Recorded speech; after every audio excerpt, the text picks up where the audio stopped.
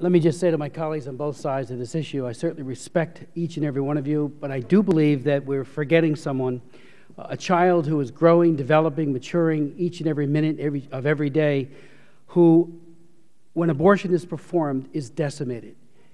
It is an act of violence.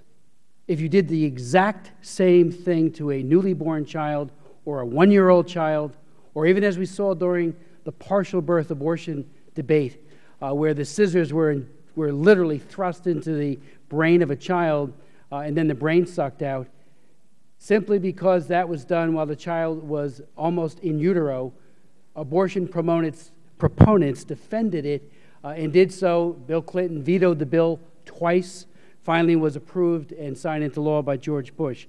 It is violence. Why is that so hard to understand? The methods, the act is an act of violence. Whether it be legal or illegal, abortion is violence against children.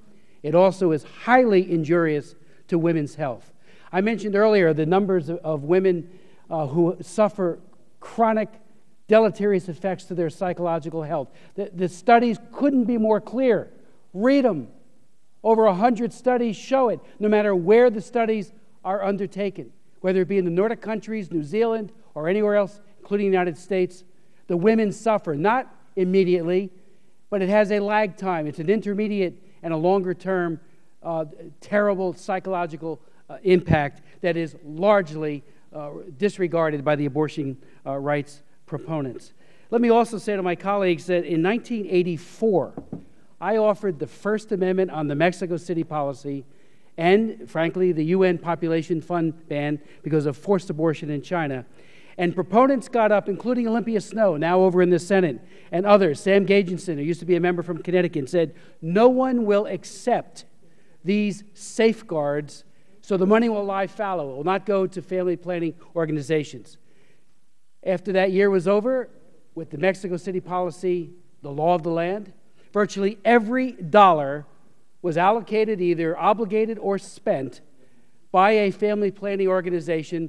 And just like any grant money, there are always more grant requests than we have money to fund, whether it be in our own districts for name the issue or name the project. So all the money was accounted for. So when I hear how family planning dollars were reduced or restricted, nothing could be further from the truth. During the Bush era, 2002 to 2007, this is USAID numbers, Ethiopia, family planning went up from 5 million to 19.5 million, a 300% increase. Haiti, a 144% increase. Pakistan, an 1,100% increase. DR Congo, 800% increase. This is family planning money going to organizations that accepted the safeguards and provided family planning and not the demise and the wounding of a baby and the wounding of their mothers. This is all about who we fund. My colleague from Ohio talked about the Helms Amendment. We found in the early 1980s that the Helms Amendment was infirm because money is fungible. The organizations figured it out. They simply do a little bit of bookkeeping and segregation of funds, even if they did that, but assuming they did. And they were unfettered in their ability to promote abortion and to perform. And again, when you talk gag rule, a very, very poor choice. Maybe the news media will amplify it and you think you have a public relations coup on your hands. But frankly, it is such a misleading term. We're talking about lobbying in capitals all over the world.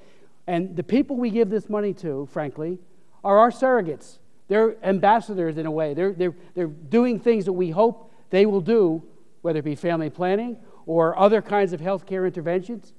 But they set up shop in country after country and they try to topple the pro-life laws. But they also, and this is where the gag rule language falls totally flat, what about the child? The language is promote and perform, except in cases of rape, incest, and life of the mother. And these organizations, the debate that now has been engaged on Planned Parenthood domestically. I love the way that Planned Parenthood domestically is going into overdrive, trying to suggest that only 3% of what they do actually is about abortion. That 3% is over 900 abortions every single day in Planned Parenthood clinics around this country. That's the kind of movement that will follow if IPPF and the other pro-abortion groups are not inhibited in their promotion I and thank the performance of gentleman. abortion. So Thank you, Mr. 900 Smith. a day. Mr. That's a lot of Burton's dead time children and wounded mothers.